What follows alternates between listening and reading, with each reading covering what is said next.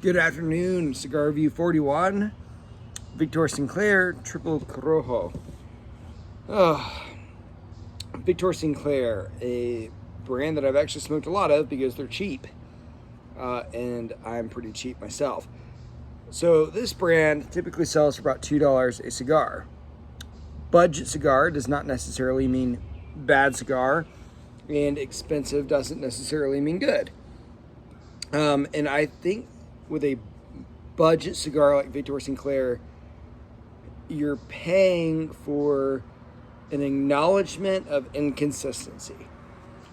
When they're good, they're good. When they're bad, they're bad.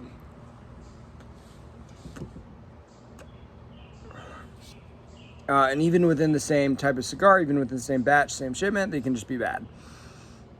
So again, Triple Corojo, meaning the filler, binder, and wrapper, is all Corojo cigar, or Corojo leaf. Corojo itself was just the smack dab crown jewel of Cuba. It was it, man. It was the leaf to use. It's now considered kind of, second tier is not the right word. It's just not used because it's really susceptible to various diseases, black shank, blue mold, which can just wipe out entire crops.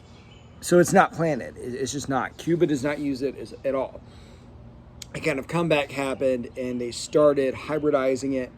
So you've got Habano 2000, Criollo 98, Corojo 99, and by basically late 90s, Cuba's not using any Corojo at all. The debate then is, does Honduras have authentic Corojo seeds? I think not.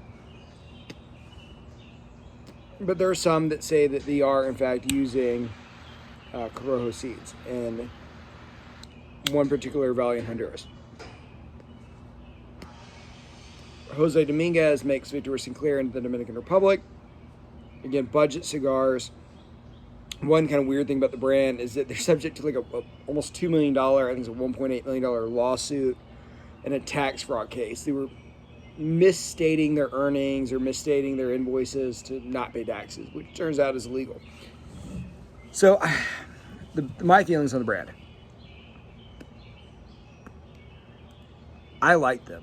I've got a bunch of humidors. I probably have 40 of their cigars. Because if I'm handing out a cigar to someone that doesn't know anything about really nice cigars, these are great. They always like them. This is actually the first kind of dud that I've had in a while. It's the Triple Corojo, as I've said before. We got some severe uneven burn, and there's a few reasons for that. The fermentation of the leaves, right? If you don't properly ferment the leaves, they're going to burn unevenly. If you pump too much liquid nitrogen into the soil, it corrupts the leaves, and they don't burn evenly. If you light it, it won't burn evenly, which is not something I did here.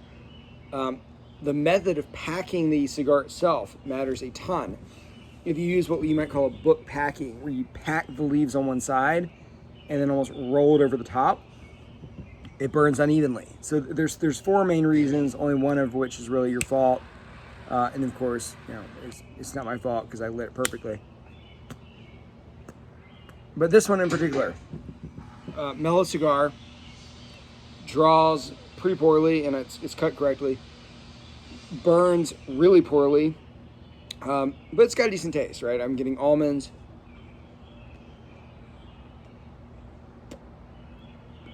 butter, a few other notes. It's not a, taste-wise, it's a fine cigar. They make good tasting cigars, but again, we're paying $2 freaking a cigar. We're going to get inconsistency. I will say this: Victor Sinclair in general does not have a lot of inconsistency, right? If I smoke 10 of their cigars, normally 9 or 10 are good.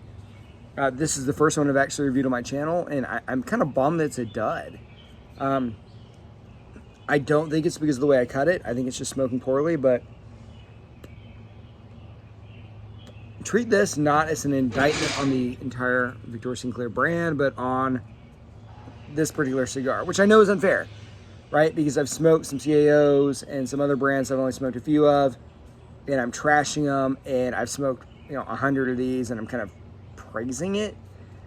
But regardless, Victor Sinclair, Triple Corojo, this particular cigar, pass. right? Pass. I would not buy this cigar. The brand as a whole, I would normally say to buy because I think they present a really good value. But that's it. That's cigar review number 41, Victor Sinclair Triple Corojo. And this, by the way, is a 6-inch 50 ring gauge. As always, thank you for watching.